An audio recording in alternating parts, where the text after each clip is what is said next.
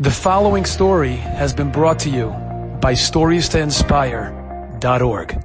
I remember when I was in yeshiva, there was a bacher, I learned with an older bacher who went through some very, very difficult times.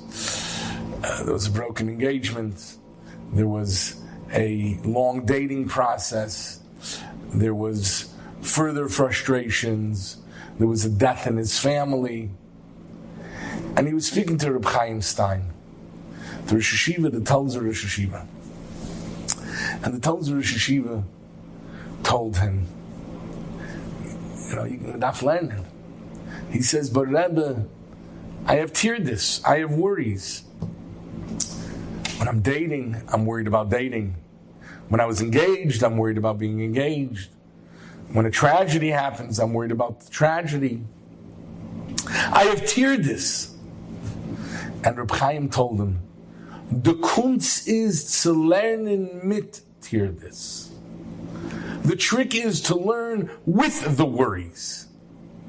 If I can expand a little bit on the Rosh Hashiva Reb Chaim's statement, the kunst is to leben mit tierdis, to live with tierdis, to leben mit emunah mit tierdis, to live with faith with tierdis.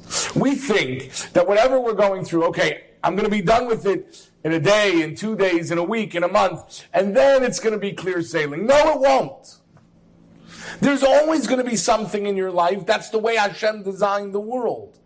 There's always going to be some difficulty in your life, but the trick is to take that difficulty, to embrace it, and to make it your hurdle, your conquest, your triumph, your victory.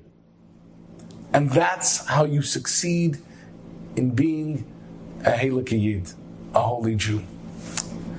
Reb Chaim Stein, I mentioned him just earlier. Reb Chaim was a Heilige Jew. He went through a tremendous amount of suffering in his lifetime. He came from Skudvel. He was a Yid who lost Kemat his entire family in the war. He lost his friends and his Rabbeim in Telz Yeshiva, when Telz Yeshiva was destroyed in 1940. He came over to America. He helped rebuild the yeshiva. And then he lost another child. He lost a child. Shalom Rafal Yehuda Stein, a very, very beloved young man who was sick for over 30 years. Went through countless operations, tremendous amount of suffering. But Reb Chaim's faith and Reb Chaim's Rebbitzon's faith never wavered.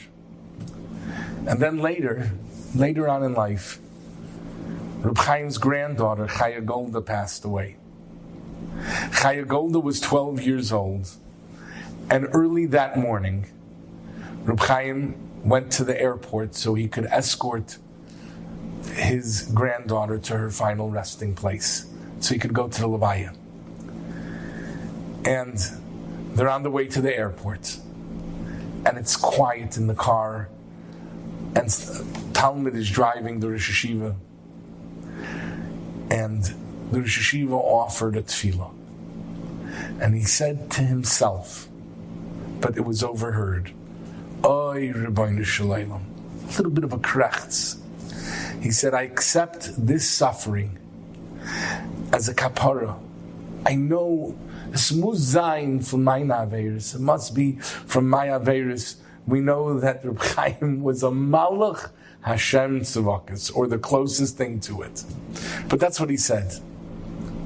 But he said, please do not allow these yisurim, these moments of suffering, to prevent me from learning your Heilige Torah.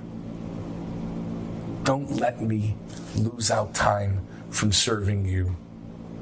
Imagine, everybody has challenges, and hopefully they're not challenges that cause too much pain.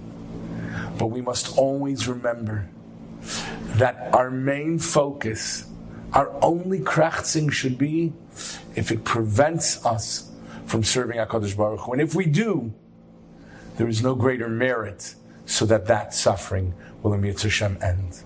Enjoyed this story? Come again. Bring a friend. StoriesToInspire.org